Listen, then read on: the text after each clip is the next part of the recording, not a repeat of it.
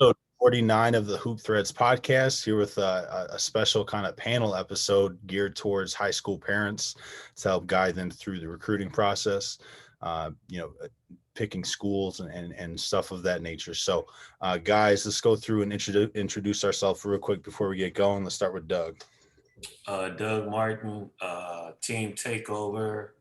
I've coached most of the age groups in the program, so looking forward to chopping it up with you guys.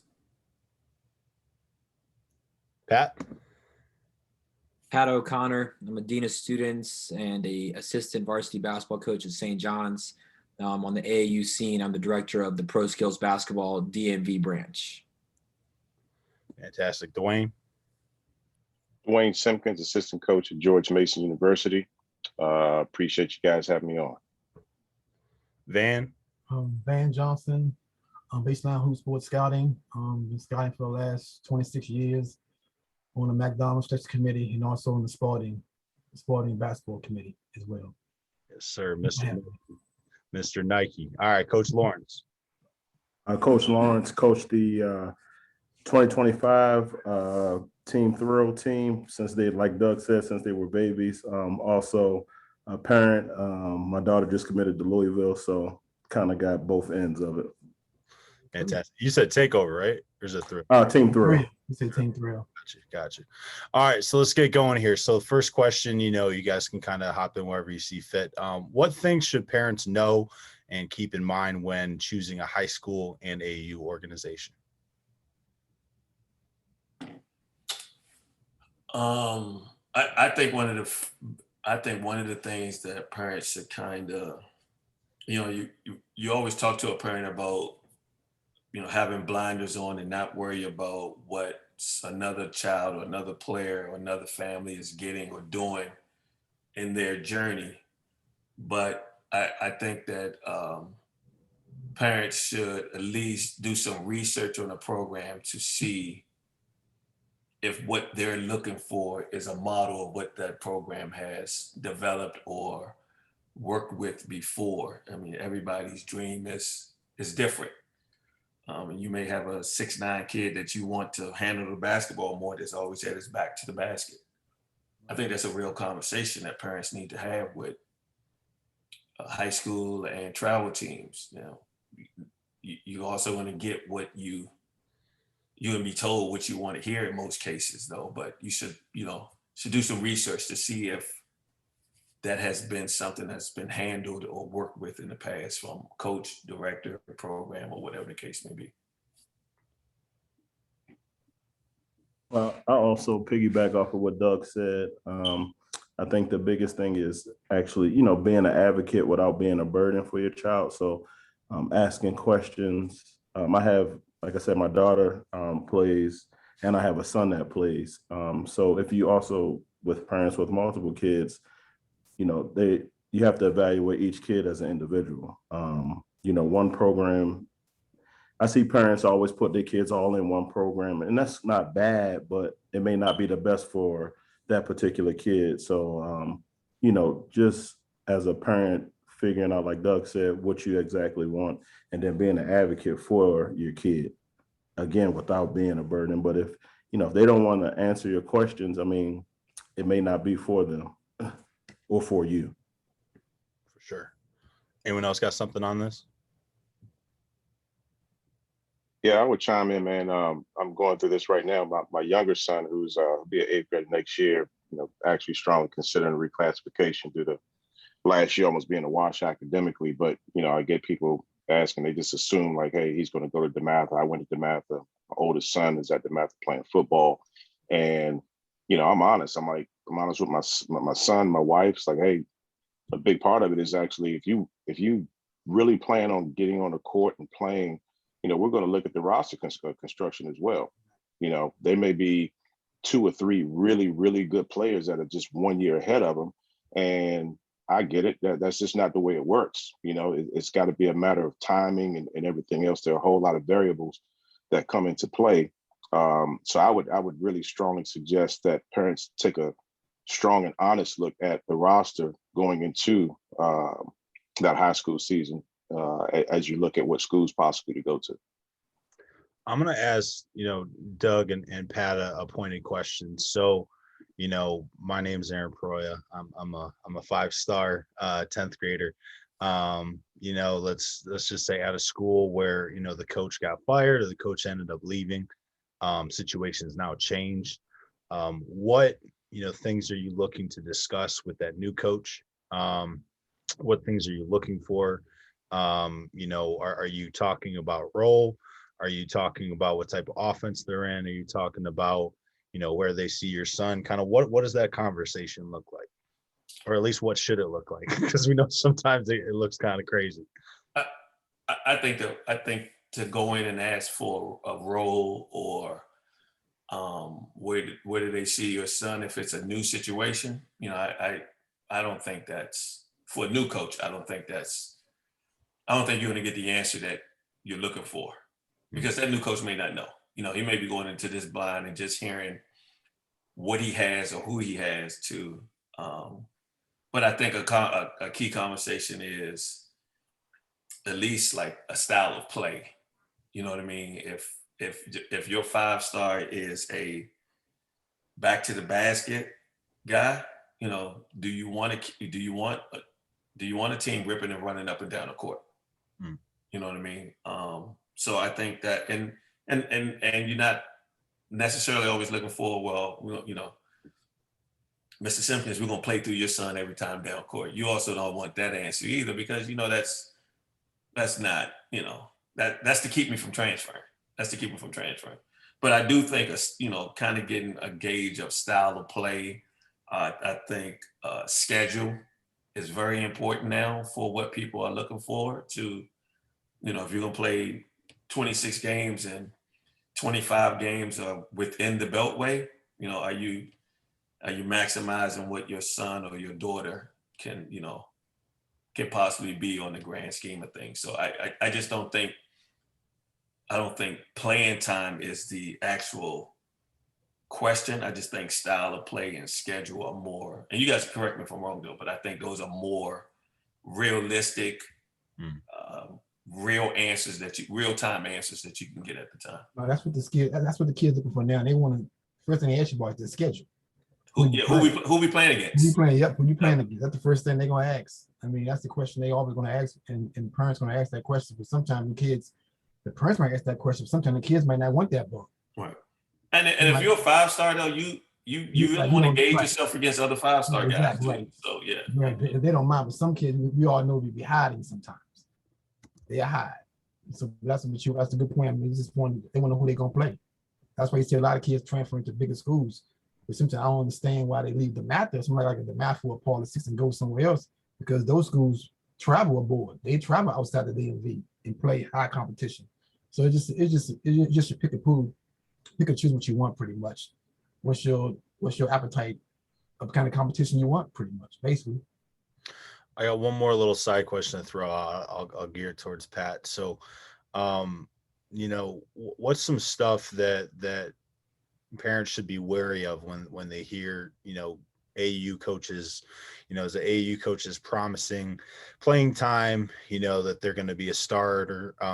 They're promising that they'll get a lot of open shots, they'll play down the stretch. What are some things that, parents should be wary, if an AAU team recruiting them and your son is, kind of throwing that out? Yeah, I mean, I think both for high school and AAU, the relationship with that coach or the director of that program, or both, I would say, is vital. And you have to really understand and have a good grasp of the fact that those people in leadership positions have your child's best interests at heart on and off the court. And the coach may change, the roster may change, but ultimately on the high school side of things, you're there to get an education. So, is this the right place for my son to go to school? On the AAU side of things, it's much more fluid with the roster. So if you have a good relationship with that head coach, with the AAU director, just having that, I think pointed conversation where it's like, if I don't have a good weekend, the first live period weekend, are you guys going to stick with me? Or is it going to be something where you're making phone calls? Because some organizations do that and others don't. And I think that's a big difference between the AAU and the high school is the like 1-day contracts you may have with AAU. So I would say having that conversation would be an important one to have. Yeah, like having a top 5 recruit all of a sudden play with team final for one tournament. That stuff was crazy. That team was unbelievable. Moving on to the next question, discuss the parent and AAU coach and parent and high school coach relationship. What expectations parents should have for their child's role, for the coach's development plan for them. And the responsibility that those coaches have and the expectations on, reaching out to scouts and college coaches, kind of pushing their name out there and kind of gauging and developing more interest in their kid. Anyone can hop in on this one. I mean, I think just having a plan, period. Most of these AAU programs, or especially in the middle school, which is, I think, really vital with development and the fundamentals, just having a plan, not putting the child in a box because he has decent size, because you don't know where or when he might stop growing and things like that. So I always wanted to run an offense that utilized everything as far as when it came to ball handling, guard skills, and making reads, because I started with my team, they were 7 years old. So my biggest player, who I ended up with, is still a guard. So just not making sure, putting them in a box and having a plan for them as far as trying to develop all skills.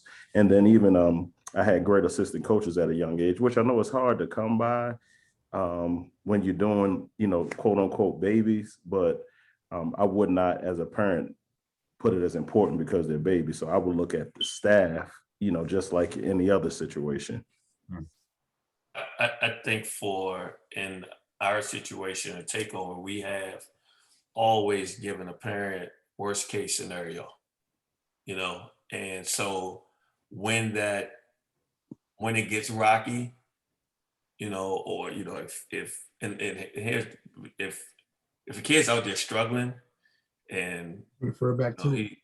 he's and the game is getting away from the team and the college coaches are there, sometimes you got to save the kid from himself. You know what I mean? And I know at Takeover people will look back at this and say, well, y'all never gave me worst case scenario. But in a lot of our cases, we've given parents and the kid worst case scenario. It may be times where, if you're 11th, 12th man, maybe some games you don't play. Maybe some game, or it's maybe a situation where you may only play, 10 minutes in a particular game. Before it was, before it was 3-4 games in a day. Right. Hard to get kids to play hard 3-4 games in a day. Now they've capped it at 2 games a day for, live events. So you definitely have to give kids and families, for us, what the worst case scenario would be for playing time and how it would look and stuff like that. That's the key. That's the key, being honest. Yeah. Being honest, being upfront. Yeah. Because then they can't fall back on you never told me. Right. That's why at all point in recruiting, the coach being honest with you and being upfront with you, right. It's up to you to decide what you want to do. If they tell you the whole scenario, good and bad. Yeah. And Duane, I'm sure you guys, that kind of carries over to the college situation too. That you and the recruiting is, you're not getting the guy that you really, really want, but sometimes that second guy that you're getting, you got to kind of give him worst case scenario, because you know what, a year from now, we're going to need another point guard. We're going to need another big wing, and it's going to affect you a little bit, No, 100%, 100%. And just as a slight tangent, I think it's beneficial. I'm speaking, me personally, I love seeing guys, Takeover is a great example. There are a number of guys, if you're not the top 2 or 3 guys, there are a number of guys who are kind of sharing minutes, but that is the best illustration or foreshadow of what it's going to be like for that player going into college early on. Like, you're not going to play 30 minutes a game. You're not going to shoot every ball. But I get a real good idea with programs like Takeover and some of the other ones that I get an idea of how efficient that player can be. It's not necessarily a matter of averages and everything else. It's about efficiency. Florida State's got a guy that just went to lottery who didn't start, right? NBA teams are looking at his player efficiency, not his averages. 2 years in a row now. 2 years in a row. 2 years in a row. Yeah. 2 years in a row, right? But that's for me personally, I think there's a tremendous amount of value getting a chance to evaluate players that come from those situations versus a player who plays every single minute, hasn't seen a shot that he doesn't like. What is it going to be like when you, as a freshman, you say, hey, instead of you getting 18 shots, you're going to get 6. You better make 2 or 3 of them. I think that's a big difference. And also Duane, character. Like you said, from 2 Florida State kids, they are great character kids. They swallowed their pride and they came to the door ready to play and accept their role. A lot of kids ain't going to do that. A lot of kids ain't going to do that. Speaking to that kind of that type of role player that early on in their career that Duane was talking about, that we've been talking about from the high school standpoint, it's also beneficial from the recruiting because you're going to have schools coming in to hopefully recruit guys that are juniors and seniors in your program. And so if you're the one that's not getting big time minutes, hopefully that's because you have some high level guys. And then when they come into the summertime and the fall to these workouts, they're able to see you compete against high level talent, which will then hopefully get you on their radar earlier, rather than waiting till junior, senior year. Even though you're playing all these minutes in the summertime, maybe you're not necessarily getting the looks that you could from the high school standpoint. I like that. So anyone else have something on this? All good.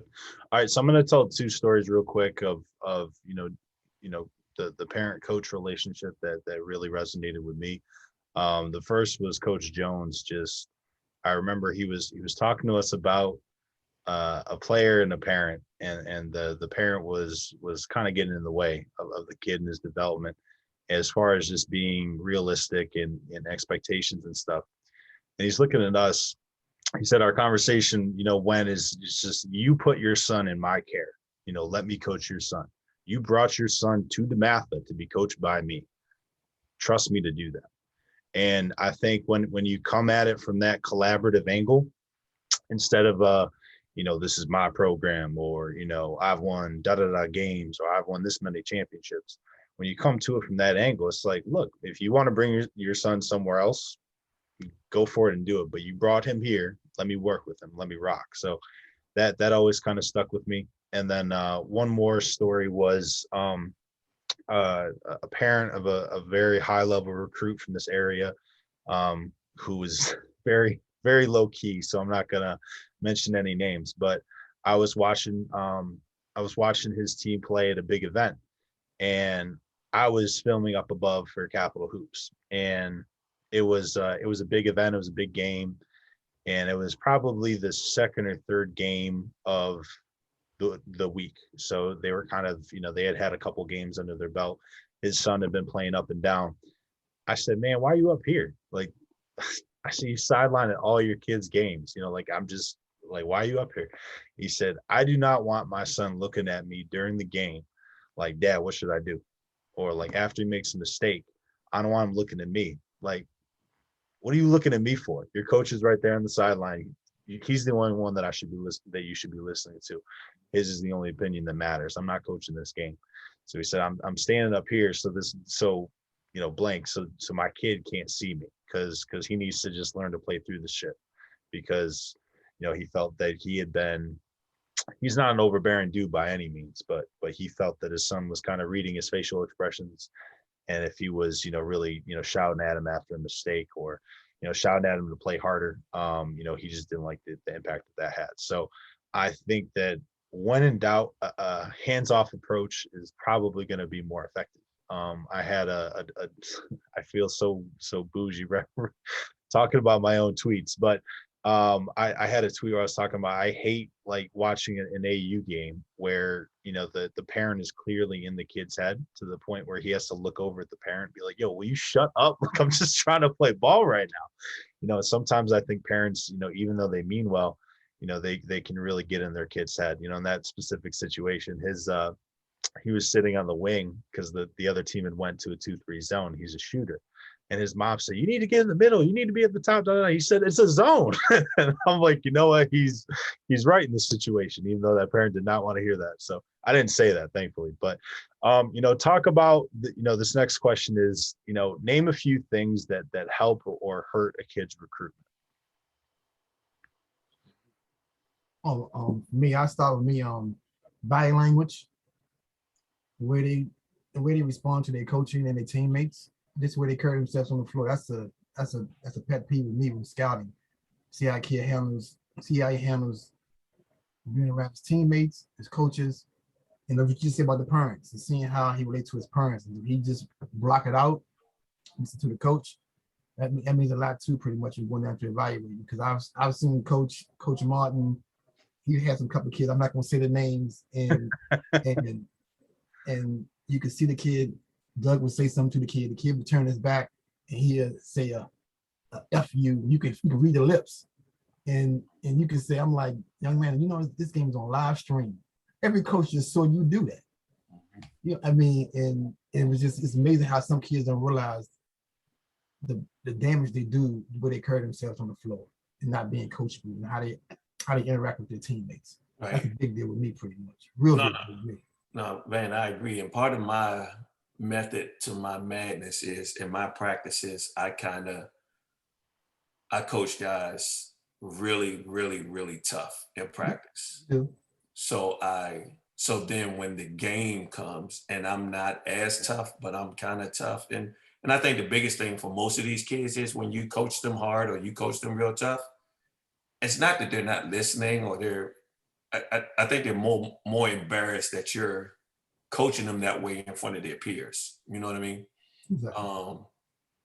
And I always tell my team towards the end of the year that practices were like that for a reason. So when we get to Peach Jam and I coach you extremely tough, most of the time, you don't fold. It's nothing new to you. It's not embarrassing anymore. So I try to do it that way, just so when it comes to a live period, you kind of help the kid out a little bit with, I've been here before, I've dodged these bullets already. It doesn't always work that way though, but that's kind of the method that I have. But I think, Aaron, the thing that you said, and Duane, you said it too, I think the biggest thing is not so much of what you do, like Duane, it's not how many points you score in a game. It's how efficient you are. It's your body language, and it's mom and dad more than anything else in the stands. Because the last thing a coach doing making $1 million a year is one of the parents sitting behind the bench barking at their child the entire game. I can give you another example. It was about 15 years ago, and going back to what you were saying, Aaron, about parents. And it was a kid that wanted to go to the Nike All-American camp. So that was one of my jobs. I had to nominate a kid. That was my job to scout for Nike. And the father wanted me to come and see him play on it was a sort of a Friday. So I realized, I'm gonna go on a Tuesday, because I'm coming Friday. He gonna give me a show and act. I don't want to do all that. I don't even want to go through all that. Plus my name on. I got to deal with a George Raveling and a Don Crenshaw. This kid is anal. It's on me. So basically, I go on the game on a Tuesday. I didn't come Friday, so he didn't know I was there. I paid my little $5 and watched the game. And the kid was very talented. And I'm looking at him like, so I'm watching that. He was trying to get 40. You could tell he was not passing the ball. Main thing was trying to get 40. And when the coach took him out when he didn't get 40, he went to the end of the bench, took his jersey off, threw it down, didn't clap hands, didn't shake hands, shook the coach off. So after the game was over, so I got up. Me, Doug, I go in the bar. You could see it's way up high. Didn't know I was there. So I tell other kids, you never know who's in the gym. You never know who's in the gym. So I'm leaving. I'm going down 95. So the father calls me. "Oh, you missed my son's game. He did this, he did that, did that." I said, "Yeah, number 11. The one that slammed his jersey down on the floor, told everybody to F you, and didn't clap hands." So to the father, and let's go to the parents. "Oh, so that means when I come to Nike All-American camp?" No, sir, he's not coming to the camp, sir, because I can't have him come to Indiana and act like that. That's on me. But again, tell kids you never know. But again, if I came Friday, I would have got a show. He was Mr. Nice Guy. He'd been a perfect kid. I wouldn't have got the real kid. You know what I'm saying? So that's why you never know who's in the gym. I tell the kids, you never know who's in the gym, guys. Be the same way. Be genuine. So let's extend the you never know who's in the gym. You never know who's watching, period. Let's talk about social media. Exactly. That's another thing, right? Exactly. Social media can either help you. You can have a great brand via social media. Yep. Or it can hurt you. So people nowadays are not only watching you in the gym, but if you would have looked him up on social media now and you see that he is a crazy kid, then maybe that's something that you know happens a lot as well. That happens a lot now. That's what you see a lot of NBA teams. They have people in their job. Their job is to watch social media. That's their job, to watch what you do on social media. That's their jobs. I mean, it's just that's how. I mean, they invest in millions and millions of dollars on it. They're not gonna just give it to anybody. I mean, that's just the way it is. I mean, you got to watch what you say and what you do, pretty much now. Hey, Duane, I'm interested. I'm curious. Where you guys sit your parents at for your games? Well, you know, that's a loaded question, Doug. I know it is. Well, it's funny. So because we had, you know, during the COVID last year, we had 250 people in the gym, and you can hear I would have much rather have been zero. I really do. You know, but it's funny. Every coach has their own discretion how they're going to do things. But based off of last year, you know, Kim English, our coach Kim's like, man, we're going to put the parents on the other side, directly facing the team and everything. But to piggyback on some of the things you guys talked about, social media, yeah, it's from a recruiting standpoint, not just necessarily gauging the character of a kid, but also you can gauge as a college coach where you may stand in terms of that kid's enthusiasm for your interests or your offering them.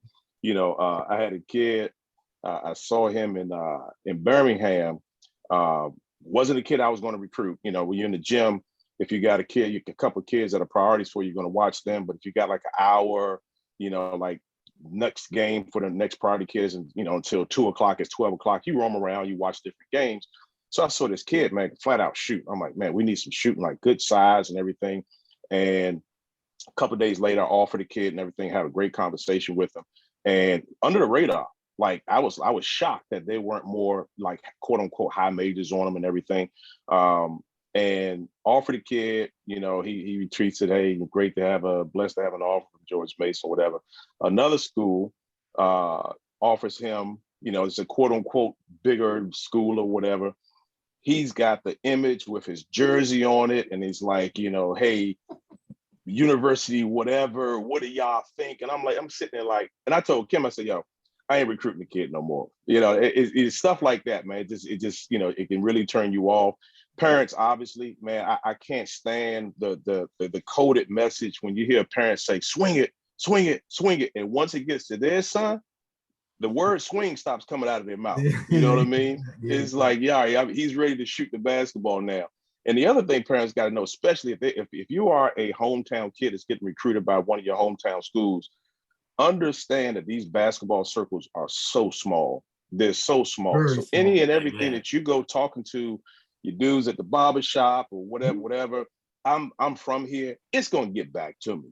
It's going to get back to me. So the good, the bad, and everything in between, it's going to get back to me. And I'm like, it helps give me an idea of how that parent will be for 4 years if I were to have that student athlete in our program. So just understand that, you know, basketball circles are small. Locally, nationally, they're very, very small. Yeah. Hey, Aaron, I got a question for L. I know it's not much different, but there is some difference in it. How was your daughter's recruitment, and how did it play for you being a basketball coach and everything? Hers were, I mean, I guess I'm not gonna say different because I'm sure it's happened, but she due to COVID missing a year, like I knew she had the talent. And to what Pat was saying early on, like she went to Riverdale and she had a playing with a really Shakira Austin, Honesty Grayson, so a couple McDonald's All-Americans. So she didn't get that much time. But like he said, she was able to compete against some high-level kids. So she was on the radar early, but just, you know, didn't. She No one really pulled the trigger, just on the radar. So which was good. And then I moved over to the Nike side, and her talent showed. So, you know, after one session, you know, she went from 0 to 30. So it was kind of like a crash course. But what I told her was we not entertain, but listen and spoke to everyone as if they were equal. As far as levels, you know, everyone is equal, but just showing the respect, you know, whether it be Delaware, whether it be University of Maryland. And then we went through that process, and then she wanted to commit early. So she didn't want to drag it on. So what I told her was we came up with a plan. So what our plan was, all officials in June, decide in July. So it was kind of like we knew what we wanted to do. So we took, she had 5 officials. Sorry, my thing just started going off, but we had 5 officials in June: NC State, Maryland, Louisville, Georgia, and Kentucky. When we did our 4, I think she knew where she wanted to go, so we contacted Georgia and let them know, like, sorry, you know, thank you, but, you know, we're not going to waste your time. And then you know, we got it down to 3, and then she made a decision. So it was kind of like a crash course. It was like compact, but you know, she wanted to get it done, you know, sooner than later. Were you always cognizant of, like, you know, the things that we talked about, her social media, her body language, her I mean, expressions? I think I was in a good position, you know, just being around a basketball game and being around AAU. So yeah, I didn't let her have social media until she was a sophomore in high school, which was kind of weird for the time. Now you got elementary school kids with social media. Right. So she followed my lead. Like, I don't know if she had a secret one or not, but for the most part, you know, when I told her it was okay, and then, you know, like you said, the rules as far as like, look, this is a known thing now, so you have to be clean on here. You know, I follow. So luckily I was aware of like social media. And then as far as like, her and my son are totally different. She naturally has a blank, like, doesn't show emotion. So like body language was not an issue with her. Like, she could be fuming, she could be upset. So it was a natural look. With my son, it's going to be like work. Like, bro, it's got to be acting. We got to act.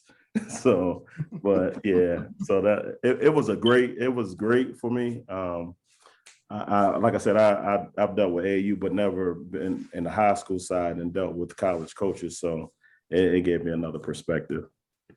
I want to share another story before I ask another question. I'm not going to name the kid, but it was a highly rated kid in our area that we were looking to add in our freshman class.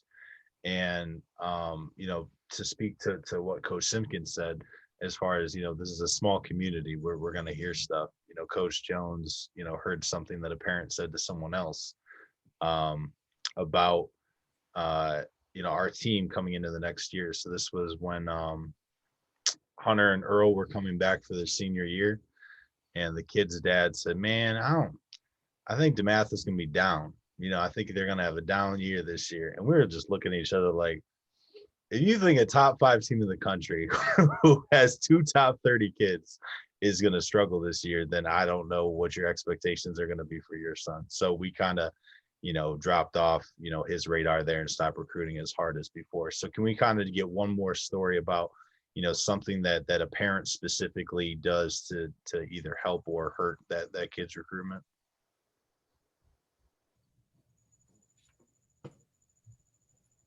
What you just said, you have a lot of parents just talk outside the box. Especially in this community, like I said, it's small. Coaches hear everything, and everybody wants to be in everybody's business. That's the main thing. Just the point, it's always something negative. They're gonna find something wrong with their situation instead of looking at it and thriving and taking what the coach said and trusting them. They find they real picky with their how they handle things, but in the recruiting and everything else, pretty much. It's a mass. It's like Duane said, it's a small area, especially around here with recruiting. It's so vicious. It's a cutthroat business right here, boy. Coming in for all the basketball recruiting, pretty much. It starts at an early age, And like, I can give you no example, but the day I had a call from a prominent Nike travel team coach, called me and said a seventh grader parent wants, in order for them to come play for their program, got to pay for their travel. Want all of it paid for. Seventh grade. I mean, it's just crazy. I'm like, he said, I'm not doing that, because then that just defeats everything I stand for. Because he might not like basketball in a couple of years, which is true. For a seventh grader, he might not like basketball in a couple of years, which is the point of a parent saying that. That's and true. that means somebody probably told her, yeah, ask for that. They'll do it. Nah, people understand these travel teams, their money goes for the 17s, not for the young kids, pretty much. And I don't understand that part of it. Yeah. So, I guess Doug or Pat or both, what do you say to a kid or a parent before a big game? Maybe I'm going into the summer before my senior year. I'm not a 5-star. I'm a couple mid majors and D2s and D3s are interested in me, but I haven't been offered or any serious interest. And I know that this tournament or this game is going to be really big for the kid's future. What's the advice, or what do you kind of talk to them about as important to the scouts and the Italian evaluators and the coaches going into this? Nothing. Yeah. I mean, you can't, because if you put that on a kid now, that it becomes life or death, or for them, it seems like it's life or death. It's going to be, what's going to happen, my philosophy, what's going to happen is going to happen. You're going to play well, you're not going to play well, you're going to have good moments, you're going to have bad moments. And I mean, and I think for college coaches, and this is just me speaking, I think for college coaches, they can find what they're looking for in the midst of good times or bad times. Sometimes a college coach would rather see you struggle just to see your reaction. College coaches go to games and I can honestly say this, they go to games and half of them, 3/4 of them, don't know the score of the game. You know what I mean? They just want to see these kids react. 100%. It ain't, I mean, a lot of parents would say, we want this school, so we got to get 30. 30 may get you scratched off that list. Yep. Because it may be the ugliest 30 that anybody's ever seen. It may be the most selfish 30. Yeah. It may be the most selfish 30 anybody's ever seen. 30 points on 27 shots is not a good day. Exactly. You know what I mean? So I mean, that's just me. So I say absolutely nothing. And then at the end of the event, we can evaluate what happened. But I can't, me personally. They're already feeling pressure already. They're already feeling pressure right now. They're already feeling pressure from the gate. That car ride is the pressure. Yep. That's the pressure for to me, that is the worst part about basketball. Yep. That 5 minutes before practice in the car and that 5 minutes after practice in the car. That's the worst part for a kid to me. Yep, facts. So let me ask you, Doug, so what is the best for a parent or doing just nothing? When you in that car ride, is it, I mean, especially when you know the game, like. Right. I think sometimes of it, I've never coached any of my kids, so I can't. But I think sometimes as a parent, it's just best to be the parent until that kid asks you for, you know what I mean? I mean, and I can only talk about high school level. I've never coached grassroots, so I think sometimes in 5th, 6th grade, you get in the car and you be like, "Hey man, look, you gotta play harder." You know what I mean? If it's those conversations, you gotta play harder, or you're not guarding anybody, or I think those are the conversations that a coach would appreciate. The conversation of, man, I don't even know why you're on that team. I can coach that team better than your coach can. The kid may love the coach, but now you can't serve two masters. So now in the back of his mind, when you're coaching that kid, man, my dad think you're an idiot, man. I'm gonna stop listening to you. Exactly. You know what I mean? And then it just snowballs. And now, God, I hope I don't offend anybody with this, but now it's, I'm leaving Takeover, I'm going to Thrill. I'm leaving Thrill, going to Mello. I'm leaving Mello, going to Duane. Man, you the problem. all these experts ain't not getting it wrong with your one child. You know what I mean? And I just think that I think it's the car ride personally, you know.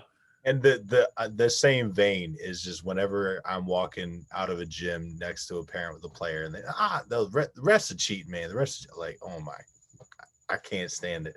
And my favorite is you win the game, you play this team, you know the kid, you know the parent. When you're walking out the gym, the parent say, "Hey, coach, I'm gonna call you Monday." Nah, no, you're not. No, you're not. You're not gonna do that. So Duane, what is your version of the car ride home? Because obviously they're there for you. They're living on campus. The high school coaches, the most terrifying thing is the car ride home. What is y'all's version of that? Well, first I'll go back because I'm going through it right now with a middle schooler, and attitude and effort. That's the only thing I'm talking to him about. Attitude and effort. Those are only two things that you can control. I'm not going to say it to him. I'm watching practice. I'm like, well, I wish they would not do as much 5-on-0. How about we just do some 3-on-3 and let them compete? But I'm not going to say it to him, right? That's not for him. But I'm telling him all the time, attitude and effort. Those are the two main things that I want you to focus on. Don't worry about making shots. Don't worry about the yelling or anything else, like attitude and effort. For us on campus, man, it's like I make it a point to tell guys, I share my testimony in terms of what I've been through. When I was at the University of Maryland, I remember halfway through my freshman year, I was gone. I was done. Like Gary Williams and Morgan Wooten, you could not have found two polar opposites in terms of how they communicate to get you to play hard, right? Gary, Morgan, I never heard curse ever. Gary, I thought my first name was motherfucker, right? That was like, that's what I was in. And I didn't play a ton. I was averaging 11 minutes a game. And you got to think about, I'm a McDonald's All-American. In my mind, I'm like, I should be playing ahead of Kevin McClinton. Well, he's a fourth year senior, 215 pounds at 6'4". I'm 155 pounds dripping wet as a freshman. I'm turning the ball over every other time I got it in practice. I had my dad tell me, short story, we played Florida State on a Saturday, national televised game. We get our tails kicked, lose by 30. I land, we got a charter flight, we get to Cole Field House, I hop in my car, it's like midnight, I drive to Fort Washington. I get home, and I must have woke my dad up. He comes in my room, I'm halfway asleep. He's like, "What you doing here?" I'm like, "Man, I'm transferring, I'm out." And he ripped them covers off of me so quick and said, "You don't get yourself up on that on 295 and head yourself back up to College Park, we could talk at the end of the season. You ain't quit nothing in the middle of the season." And I went on up there, and after the end of the season, me and Coach Williams and my dad had a conversation, and he said, "Duane, like, who else have I recruited? Who else is a point guard on this team moving forward?" I was like, "Nobody." He says, "If you want this, you're gonna work your tail off next year. You're not gonna shoot 26% from three. You're not gonna have 2 turnovers a game, averaging 11 minutes a game." Like, the reality, that stuff right there is what you need more than anything. If the kid's competitive and he's good, it's gonna flesh itself out. But if you let a kid keep running around and running from here to A, B to C to D, getting away from adversity, man, that's one of the biggest things that I'm really conscious of, is seeing a kid who bounces around from high school to high school, college, high school to high school, AU team to AU team. They're gonna do the same thing once adversity hits when they get to college. It's not gonna change. I will say this one thing about Morgan Wood and competing against him for so many years. He didn't swear, but my man's sarcasm was at a whole nother level, man. Sharp. You almost wish he would cuss you out instead of being sarcastic with you. They used to call Tracy Bergen Kate. "Coach, why you call him Kate?" "Oh man, y'all just slicing him up."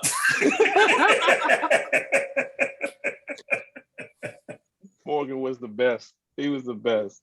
Hey, Coach Duane. So let me ask you, during your recruiting, do you think it would have been more beneficial to find a college coach similar to Morgan, or you felt like Gary was what you needed? That's a great question. I mean, in retrospect, I would say yes. I would not change anything. I will preface that, right? Because it taught me so many different lessons that I apply to this day as an adult, as a dad, as a husband, and everything, just fighting through adversity. But 100%, two things I always tell people: that if you're a high school player and you aspire to play in college, go to preseason practice. Go to practice. Don't go to games when everything's dressed up and everything. Like, go to practice. See how hard you got to play. See how hard you're being coached. Watch those freshmen that were whether they were first team All Mets last year, All Americans or whatever, and see them play against that guy who last year was a junior playing 15 minutes a game coming off the bench, and how he's getting his tail kicked by that dude because he's 4 years older and he's been through three seasons of all-season training and everything. If you're a college player and you want to go to the NBA, about 5 years ago, I actually went, before we were out and going to Vegas to recruit, I went out 4 days early because I wanted to go to the Vegas Summer League and watch the NBA guys and everything. And I'm sitting right there courtside. I watched probably 10 or 12 games. And man, I wish I could have grabbed all of those dudes that I was coaching that aspire to be NBA players and said they're going to be NBA players. I would have plopped them right there and said, watch these games. The length, the athleticism, the defensive mentality. And I'm like, look at all of these dudes. Almost 9 out of 10 of these guys will not make an NBA roster. Hey, Duane, I did the G League bubble, and I'm coaching with Paul Hewitt, and our very first scrimmage, we're playing OKC Blue, and these guys are flying around making every contested shot. And the first time out in the first quarter, I get up and I look at Coach Hewitt and I go, these guys can't play in the NBA? He's like, nah. Mm-hmm. I'm like, man, that's a whole different ball game.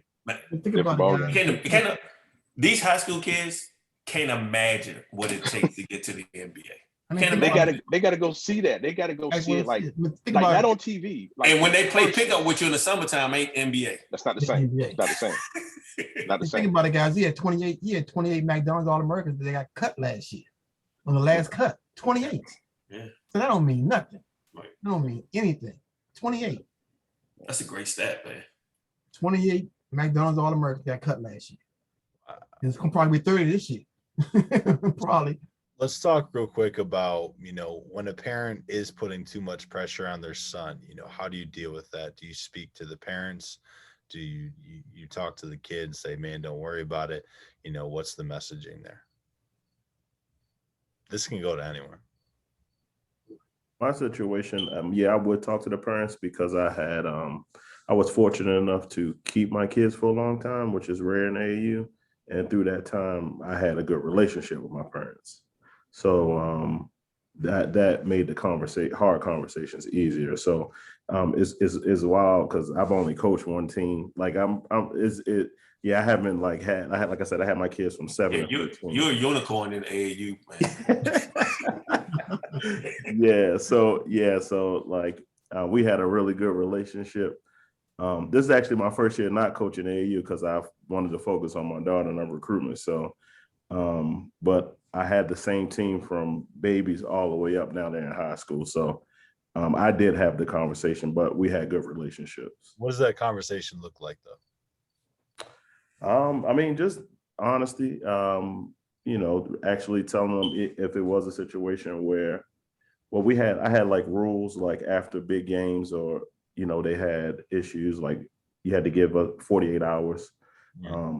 They know how much work I put in. So we were all upset and most of the time it's after a loss or, big game like that. So 2 days was the rule. So they abided by that, which allowed us both to be chill. And a lot of times after the 2 days, sometimes it wouldn't be a conversation. So just because we could cool down, but like you said, I had really good parents. So the pressure conversations, I mean, my kids put pressure on themselves too. Like for us to be babies, we played like at the highest level. So they had expectations too. So my parents didn't have to do as much of that as, some of the other parents that had. Like on my daughter's team, that 17U, for scholarship type thing was a whole nother levels. I think some of the time, I think the conversation with the parent is,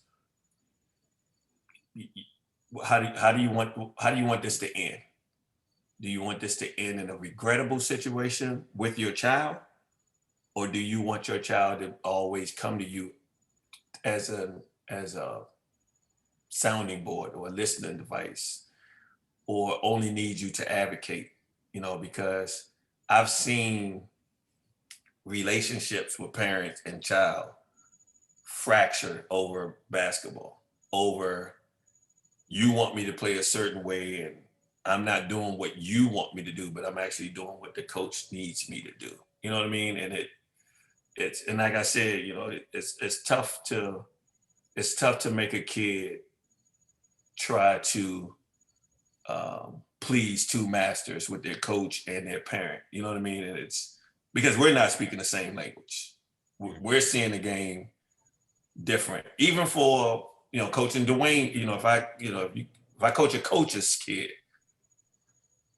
we see the game differently. We may see the talent the same, but we're going to see the game. We're going to see the game differently. You know what I mean? And I'll tell this quick story. Like Frank Garza, I can talk about this now. Frank Garza and Luka have a great relationship. But I was trying to convey something to Luka that he just wasn't grasping at all. And Frank says to me, "Hey, Doug, you're 5'10". Luka's 6'10". He plays with his back to the basket. He sees the game totally different than you see the game. And as all my years of basketball, I never looked at it that way. Mm. A big sees the game 9 players at a time. You know what I mean? With everybody coming towards him. As a guard, you see the game 9 players at a time, but you're going towards them. You're going down. So you're going downhill, and to him, everybody's coming downhill. So I never, and to this day, I still kind of have to remind myself of that when you're talking to a kid or you're talking to a big or whatever the case may be, that, or a parent. And we're not gonna see the game the same way, but we just gotta communicate what we want to this player, in a way that he understands both of us, but know that for these 32 minutes, I got to be the boss. And for the rest of the other times of his life, you're the boss. I'm not going to come to your house and remind him to take out the trash. You can't come to my game and remind him that you got to shoot every open shot either. You know what I mean? So get a rebound. Hey, can I share this story? I know he wouldn't mind me sharing it now, but like Doug, you know my man, love to death. So we had AJ Wilson in our program, right? Mm-hmm. And AJ was with DC Premier. We first got the job here, and I'm like, I think I might want to recruit AJ. And I'm talking to different people and everything. I know Tony a little bit, but not much, his dad. And it became really apparent, like, yo, Tony can be a problem. Because like he is really hands-on, he's got an opinion, whatever. And I remember I told Coach Paulson at the time, I said, look, I'm going to have a conversation with AJ's dad tonight, and we're either going to be in or we're going to be out. Because I gotta put the cards on the table. And I had a conversation with Tony. I said, look, bro, I respect you as a dad. I said, but you are gonna hurt your son's recruitment, specifically with George Mason, if you can't back away. You're going to have to be hands off and trust that if he were to come here, we're going to do right by him, right? And it got to the point where if I would have called Tony during the season after his freshman year, sophomore year, Tony would look at me, he'd be like, Simp, what's up? And I'd be like, hey, man, just touching base. He's like, oh, okay, man, because you ain't got to call me. It was a complete 180 because we had put that on the table well beforehand. It wasn't one of those situations where coaches kind of like, we're going to deal with that after we get the kid here. Like, I think that sometimes you gotta, I don't say roll the dice, but to some degree, that's what you're doing. Yes, you do want to get the kid, but if it's not going to work out in the long term, what are we doing, right? So I think sometimes having those hard conversations on the front end, man, will serve the young man, the prospect. It'll serve you, the coach, and it will serve the parent really well. But just having that open, honest dialogue, man, on the front end, I think it's important. For sure. So we talked a little bit before this about, cross-offs, what gets you on the list, what scratches you off the list. I want to tell a quick story. that I've told a couple of you. I was in the gym at DeMatha a couple weeks ago, and there was a college coach watching, one of the summer league games.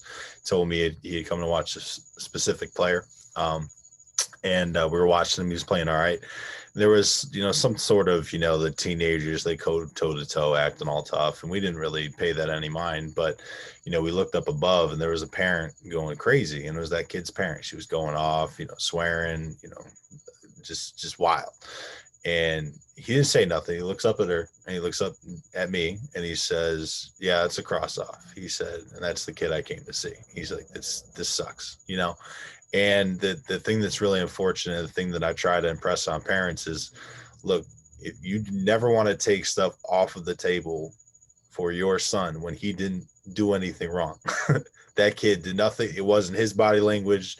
It wasn't his game. It wasn't his attitude. He did absolutely nothing to lose that opportunity. Now he doesn't have that opportunity because you felt like making a scene.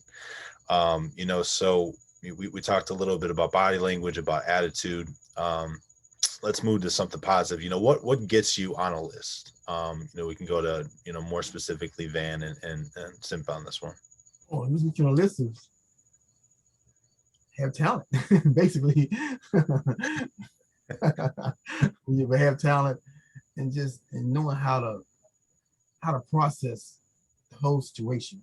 So I'm gonna have talent, but you can be a real different individual, and that can be a turn off. But if you have talent and understand the whole process, and have the parents like, I give you, and I don't mind saying his name because he's my man, and Doug know him. Like James Robinson, to me, he was a perfect kid. Great parents, great kid, and he was a joy just to be around and just to help when I was working for Nike, because he had the whole package.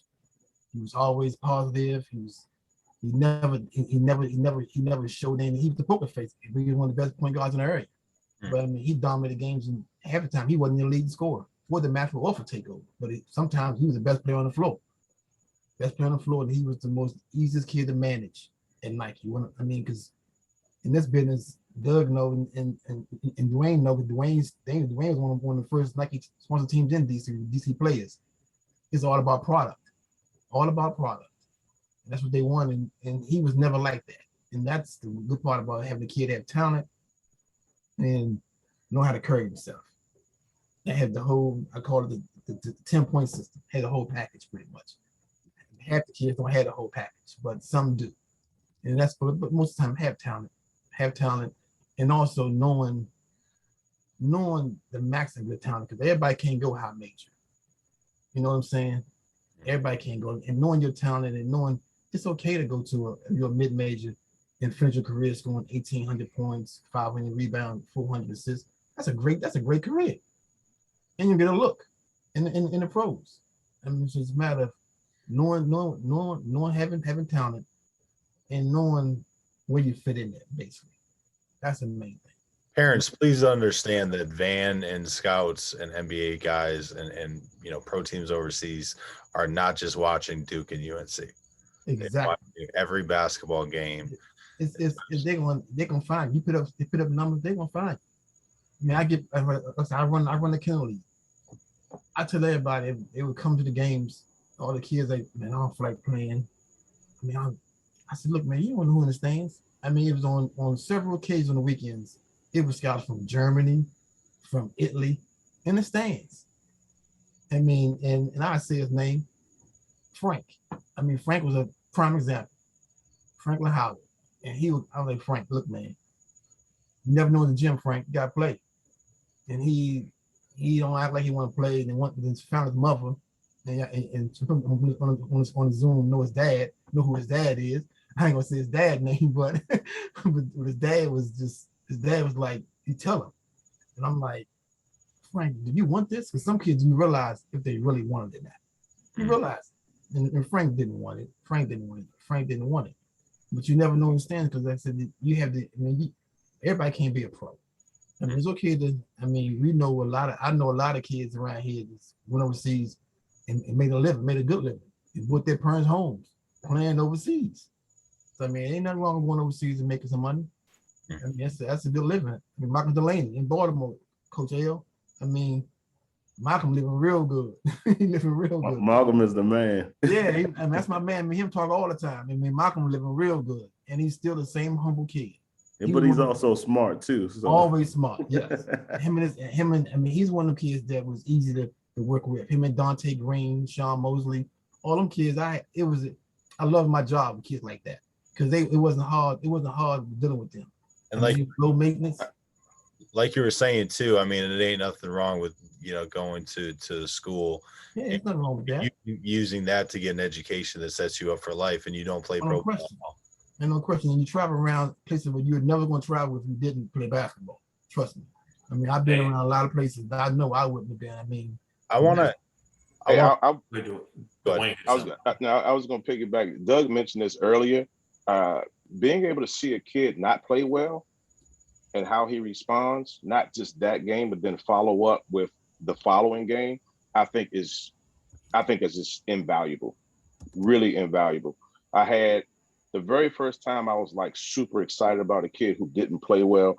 We were recruiting Ronald Polite at Oxon Hill, and like every practice, every game I saw, it's like the kid was just like, he was a savant, man. He's seeing things a step or two ahead. As a point guard, I really value it. I could see it. He did things that I wish I could do in high school. And I went to see one game in particular, and he didn't play well. And I remember being so damn excited because he didn't play well, because I was like, even when he wasn't playing well, he was still doing all the other stuff that he would normally do. He was still talking. He was like directing guys, and it was genuine. It wasn't like it was faking everything. I was like, that's it. That's it. So just know that even on your worst days, there are still certain things that you can bring to the table that have value and that you're going to also be evaluated on. Like it doesn't stop. Oh. Okay. And can I just say one thing? Sure. What a lot of parents don't understand is part of this whole game or whole situation of wanting your kid to maximize what they get.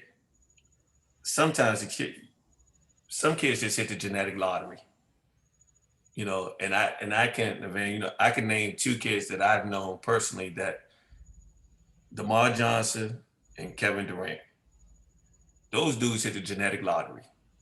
And 6'9", 6'10", 6'11", and to do the things that they did, not in the NBA, but to see them guys do the things that they did in middle school and in high school.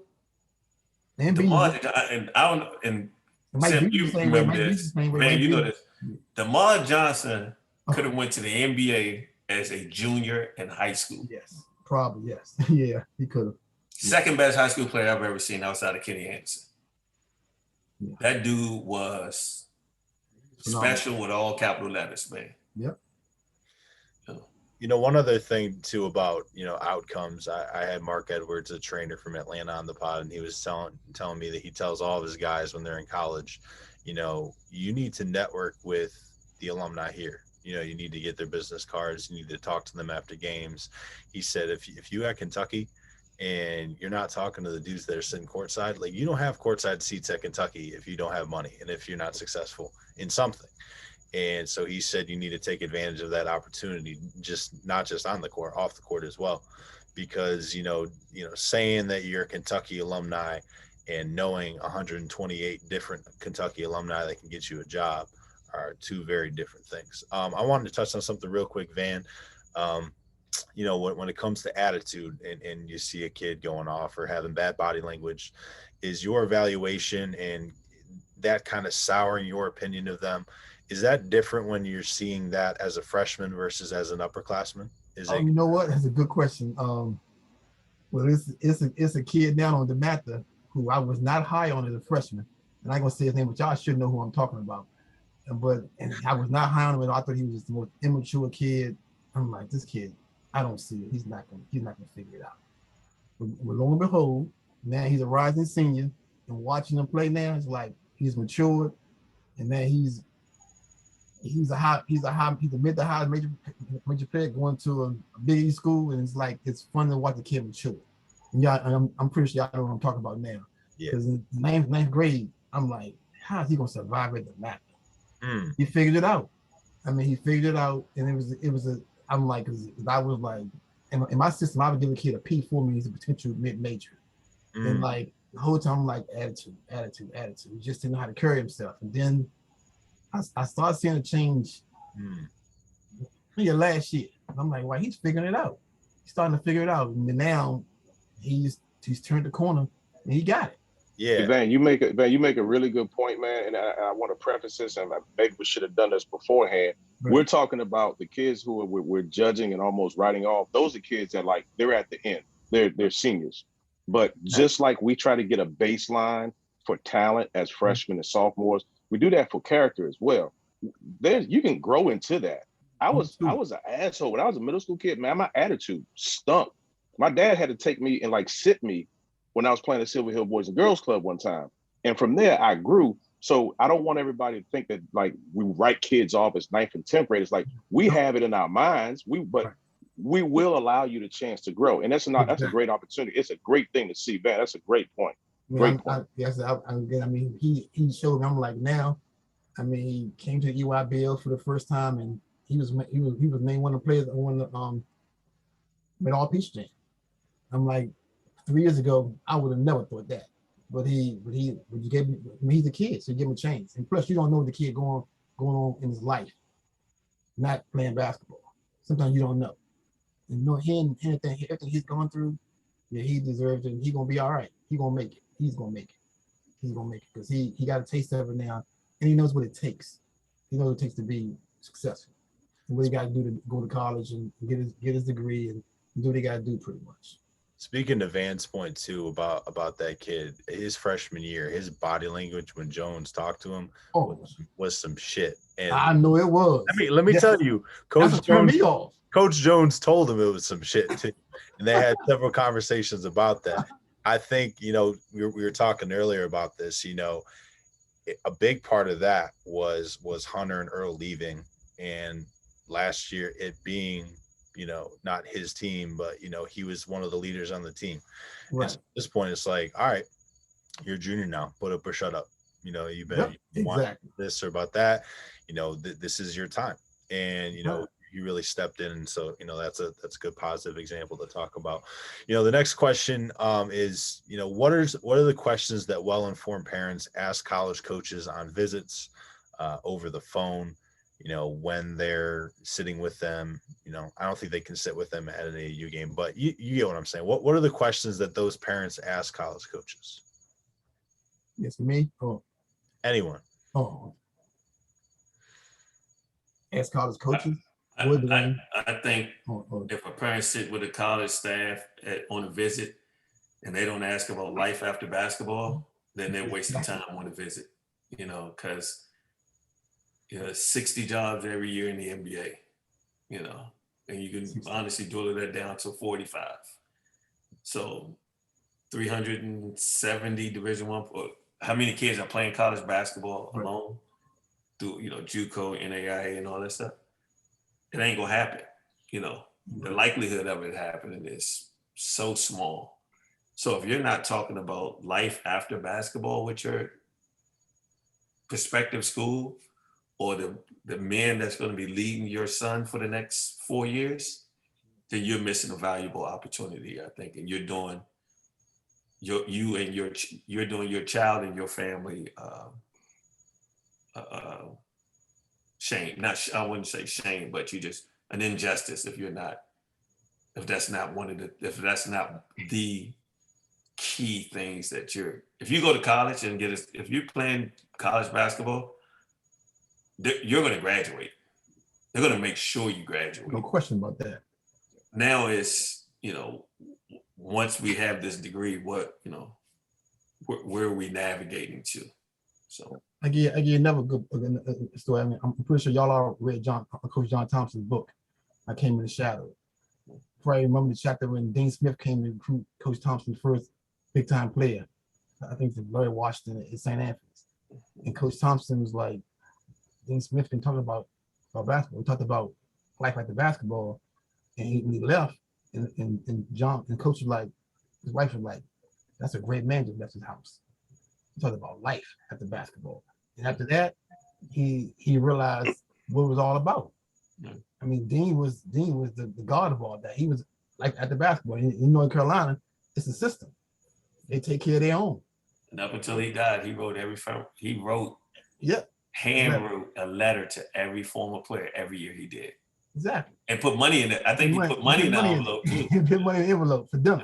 I mean, so that's I thought about that, and so that was. I mean, I read all Dean books, and Dean was before his time. He was and everything we talked about here. He says all of it. I mean, all the questions, all the things about going to see a high major player, and the kid didn't get Larry Brown no love. He said, Larry, come on back home, Larry. We got to come on and recruit a kid from North Carolina. We got to show him some respect. He's a state kid, and he might be better. And Larry was like, better than this guy right here. And he came home. That kid was Charlie Scott. And so just he knew how to do things. Most coaches, they have that sense of what's needed. The coaches like Coach Wooten. I mean, I still see the godfather of all this high school basketball around here.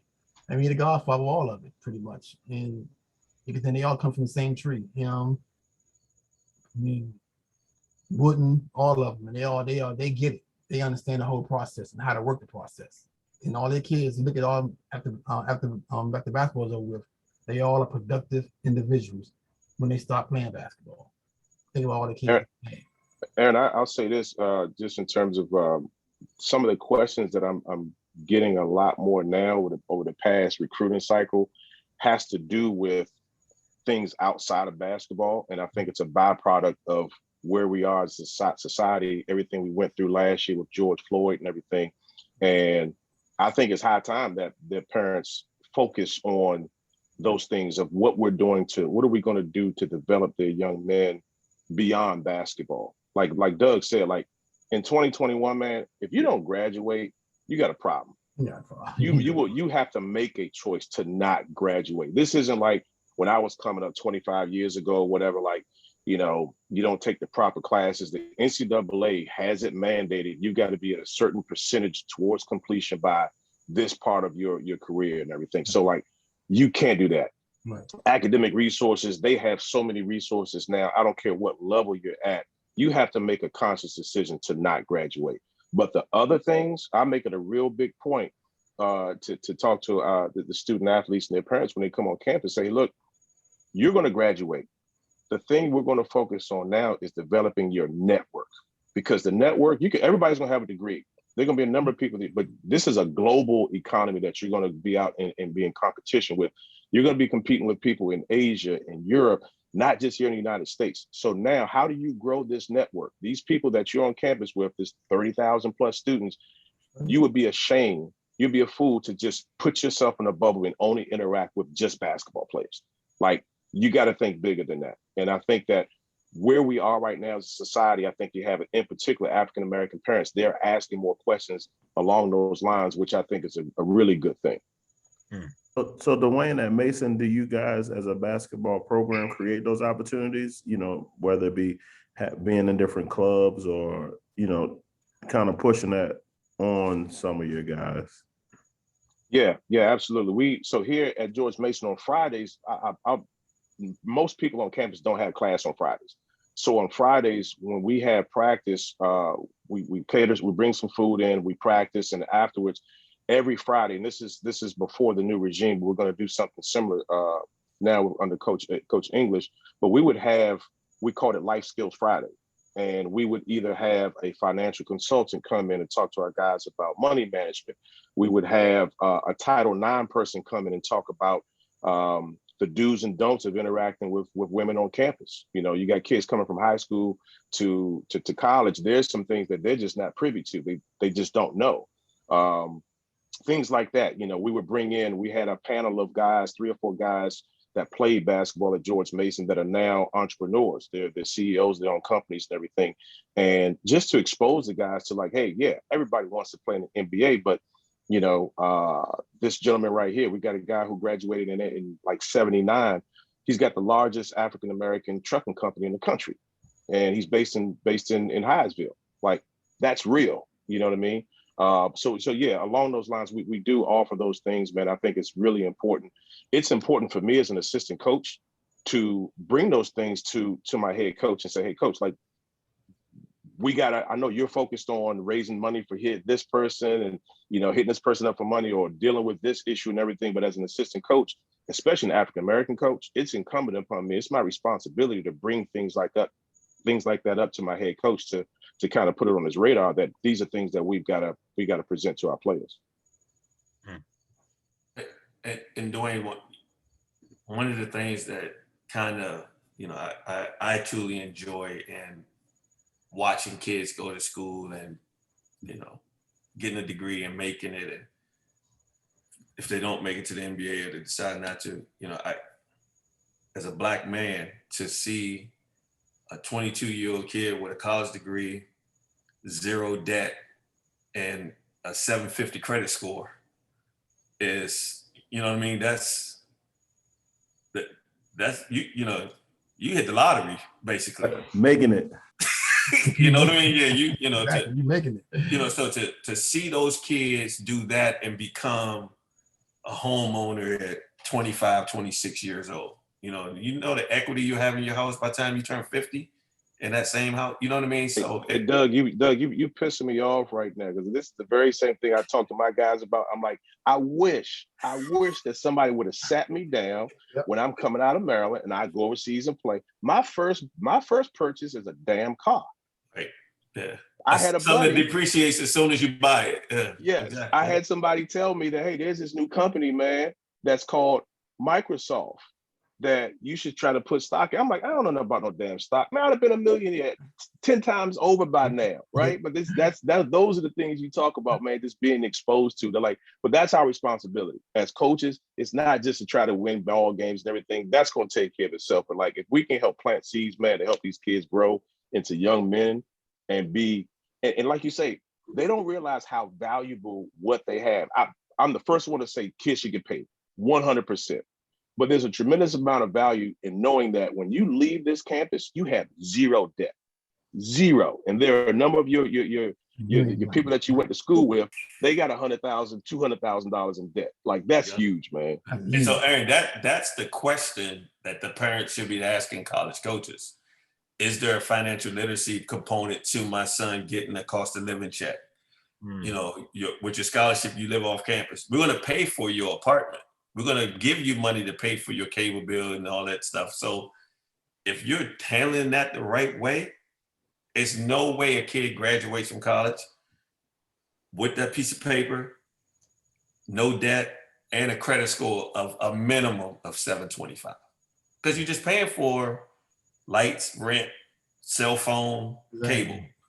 And if you're just paying those bills over time, your credit's going to just keep accumulating. I don't think a lot of parents see that component of it with, chasing the dream of playing in the NBA or going overseas or whatever the case may be. But that's major for me, that if especially for a young Black kid to graduate at 21, 22 years old, and those are the benchmarks that you've established already, man. Another thing you got to understand, this past draft, we were lucky as Americans, the kids that played Americans, because due to the pandemic, only 2 international kids got drafted. Because they couldn't travel. Exactly. They couldn't travel. Mm-hmm. Next year, that ain't gonna happen next year. It might be about 25 kids overseas getting drafted next year. That ain't gonna happen. So that means less jobs for the Americans again. Van's coming in hot with the stats. I love it. Real quick, Duane, how has the NIL affected recruiting in this cycle? Like, as far as you handling that and that being a part of the pitch and that conversation with the parent? We haven't delved real deep into it yet. And quite honestly, it's because like nobody knows exactly what it looks like or what it is. Exactly. We had a Zoom with our compliance officer about 3 weeks ago, a month ago, and I had 2 or 3 questions for him, and pretty much every question he was like, Duane, I just don't know. Right? Because this is just a new frontier, man. Wow. That question may be more suited towards if I was an assistant coach or a head coach at Louisville or Maryland or something like that. I just think at that level, like that's a big deal. I think you got some kids, Derek Whitehead, from Duke turned down, $500,000 to go to the G League and went to Duke. You better bet that the conversation that Duke had with him was like, $500K? Oh, that's nothing from what we're going to be able to get you here, right? I haven't had to have those discussions yet. I mean, what was Paige Becker's estimate NIL? She was $1 million. It was $1 million. $1 million. That's only going up too. It's funny though, Louisville had did a whole pitch, a big pitch about that for my daughter too, which, she told me after, she was like, yeah, that was a big part of it. And they hold on, I'm gonna show you. They giving her a lifetime contract with KFC now. and they said that they're gonna make $2 million when she started playing. So Lonnie Harrell coached them when she was younger, so he started calling her Ice. So like that kind of like rolled with her. So Louisville did this jump. They did this whole pitch. I don't know if you can see this, but they put her on the Iceman Gervin. Oh, the George Gervin thing. Oh my goodness. Tough. That's nice. That's nice. Like they got her All name. And so it was like a whole big big like presentation on that jump. We was like, oh, like nah, it was tough, man, but it was part of like the decision. Yeah, and I think that's becoming more of a conversation is parents asking, about their, the kid's brand and, protecting it. Sometimes that can backfire because it's too manicured and manufactured. But I think it's definitely something the kids are more conscious of. Let me share my screen real quick. I pulled up the sliding scale for the GPS requirements. My goodness, GPA requirements. Sorry, it's been a long day. So, with the NCAA sliding scale they introduced here at the top, the core high school GPA at a 3.55, you only need a SAT score of 400 and an ACT score of 37. We'll go like mid-level. We'll go like 3.3. It's now 550 versus 500 is what it used to be the year before, and 44. At the very bottom, we'll scroll down to 2.3. You need a 980 SAT and you need a 75 on the ACT. So when you're talking to kids about their GPA in high school, that matters. This is the difference between you getting a scholarship or not. And as you can see here, anything below a 2.3 are red shirts only at the Division I level, and it's pretty similar for the Division II level. 3.3 and above, you only need a 400 SAT score and ACT score of 37. And when you scroll down to the bottom at 2.2, you need an 840 and above and a 70 above. I mean, that's you're doubling the scores that you need when you talk about the GPA stuff. So Duane, you wouldn't have been able to play now, would you? Hey man, I'd have been struggling, man. So I will say this though, Aaron. One of the things that the parents need to do, because of the fact, and this is something that the Black Coaches Association tried to fight for years ago, and it's kind of coming back pretty much because of COVID. But there are a number of schools right now that are not requiring SAT scores, right? So you have to make sure at the very least you have to have your 2.35 or whatever it is at the very bottom. But inquire about whether that specific school that is recruiting you will actually require you to take the SAT. This year, none of the guys that we had come to our campus, they took the SAT. So I think that is something that is going to slowly start to change. Again, that's not going to be every school, but I think a good number of them are now starting to adopt to that. I got you. So that actually goes into my last question, which is, what are some of the rules that parents, unknowingly break as far as, when they can reach out to you? What's the area that you need to help them the most with, as far as admissions or, applying to the college and stuff like that? What are some common hurdles that you have to deal with and stuff that can help parents, going forward that have kids in high school right now?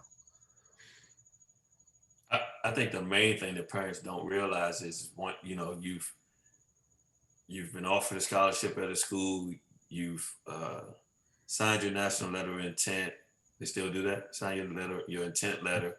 Yeah. You still have to put in the application for the school though. You still have to fill out your application. It doesn't, you're grandfathered in because you earned a scholarship to the school that you don't have to apply anymore. You still have to go through, I don't want to say the regular student, but you still got to go through the school's procedure of being admitted into the school. I think a lot of parents don't realize that part of it. Because I get a lot of phone calls of, hey, today's the last day for admissions and so-and-so haven't even applied to the school yet. You just kind of got to work through that part of it too.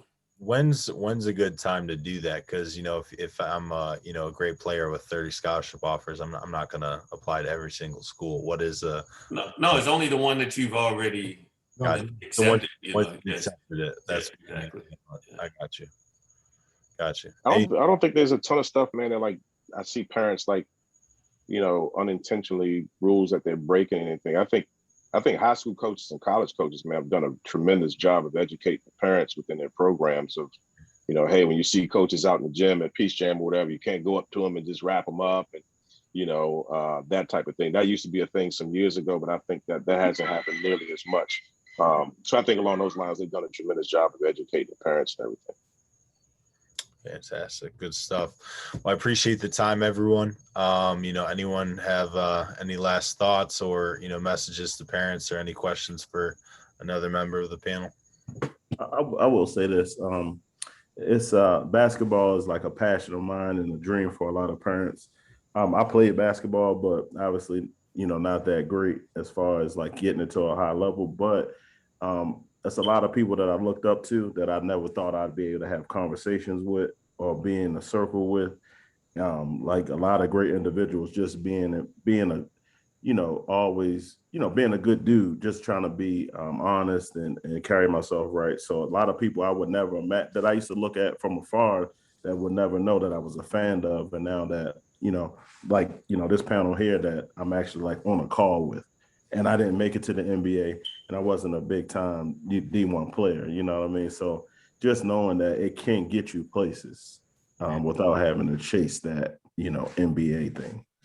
Oh, for sure. Just along those lines, I think for me being a native Washingtonian and I'm older than Duane, but no disrespect to Duane, my favorite basketball player of all time is Patrick Ewing. But, to have that dude in my phone to text him today, happy birthday, and him respond back, thanks, Doug, that's, that felt like my birthday today, you know what I mean? So, just being kind of what you're saying, just the circles that we've been able to be a part of and nobody, not being NBA guys and not being, playing for, outside of Duane, not playing for Hall of Fame coaches and situations like that. It's humbling, but it's still, 50-year-old dude, it's still exciting. You know what I mean?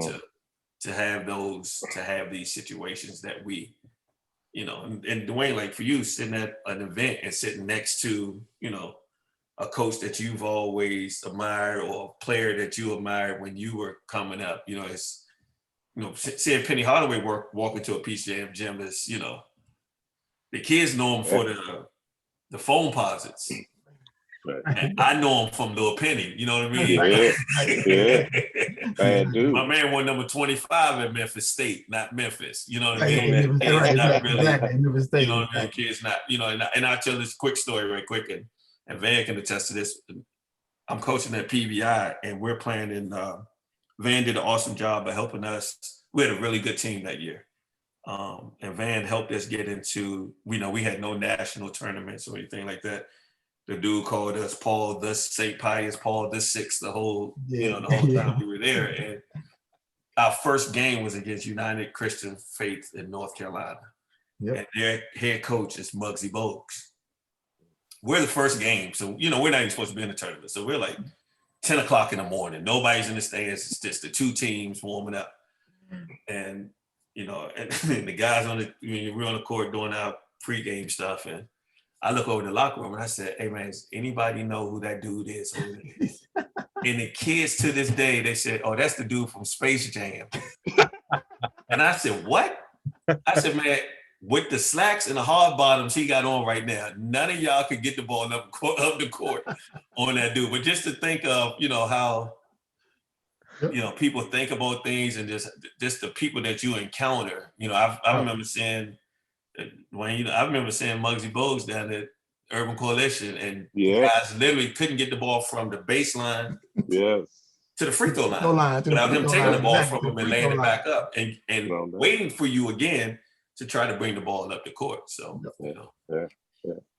Yeah, I'll say this, pretty much what El said and Doug said, man, like this game of basketball, man, is awesome from the standpoint of like this brown ball can take you to, I've been to almost every state in the United States. I've been in numerous countries in Europe, like just from this damn basketball.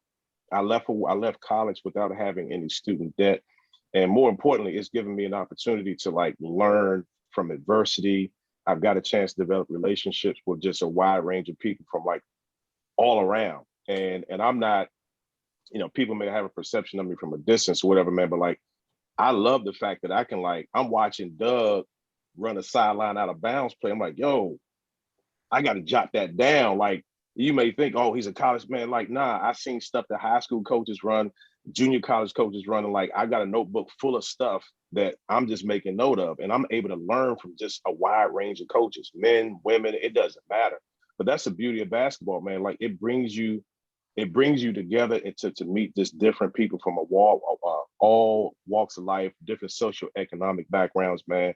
It's a great game, but don't screw it up by trying to force your son to be at a certain level or your daughter to be at a certain level and this and that, man. Like attitude and effort, that just focus on that and have your kid work their tail off. The rest of the stuff will work itself out. Yeah, I wanted to pick it back on that, Duane, for all for the parents. I mean, the best advice I can give them is enjoy and appreciate the moment.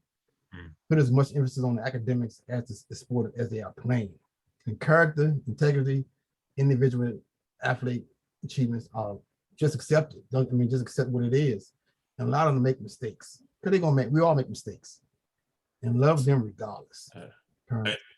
I think basketball is the one thing in life that you get out of it what you put into it. Exactly. There's not guys, the 450 guys that play in the association, they haven't cheated the game. They haven't shortcut the game. Nope. You know what I mean? Basketball has a way of keeping you humble, but it also has a way of saying to you, I got to continue to get better. You know, and I don't want parents and kids to lose that aspect of what basketball really means. If you put the work into it, the honest work, and respect the game, you'll get out of it what you want to get out of it. You get out of it. Must be an Adidas ball if it's brown, man. That's all I got to say on that. It's the orange ball everywhere else, Duane. Well, old school back in the day when me and Doug played, man, that ball was brown. There were no orange balls running around. It was brown. And it wasn't a 3-point line, Duane. That's right. Now you dating yourself. You speaking to yourself. I played with a 3-point line. I'm not that damn old. Oh, fantastic. All right. Well, let's go through real quick and just let the people know where they can find you on social media. We'll start with Pat. He's probably the only one that knows his Twitter handle. I'll just go with PSB DMV, standing for Pro Skills Basketball DMV. You can find us on Twitter then. Give me a second. I got to look mine up. I'm on Twitter. Hoops Coach Doug. I'll change my Twitter handle. So it's Hoops Coach Doug _ I'm at Johnson VJ05, Instagram and Twitter. Yeah. I'm on Twitter. I'm at Coach D Simpkins, SIMPKINS. I'm on IG, but I can't tell you that off the top of my head. I don't do that a whole lot. Lawrence. I got two. My IG is Coach Lawrence B, and then also on IG, I want y'all to check this out. I'm a chef as well, so it's chef _ELB. Okay. All right. Lawrence, you do. I got your number now, so we good now. Hold on, like Lawrence, you trying to get you some business, man. You do stuff for teams or what? Yeah, man. I've done a lot since the pandemic, man. A lot of high schools, obviously out my way. I've done a lot of things for St. Francis, the boys teams, a lot of cater meals, game meals. So My man, Nick. Cool. I'll get your contact from Aaron, man, and get some business for you. hey man, I For sure. appreciate that, man. For That's sure, big time, for man. sure. Fantastic. All right. Appreciate the time, gentlemen. All right, guys. Take care, Thanks guys. for having me, man.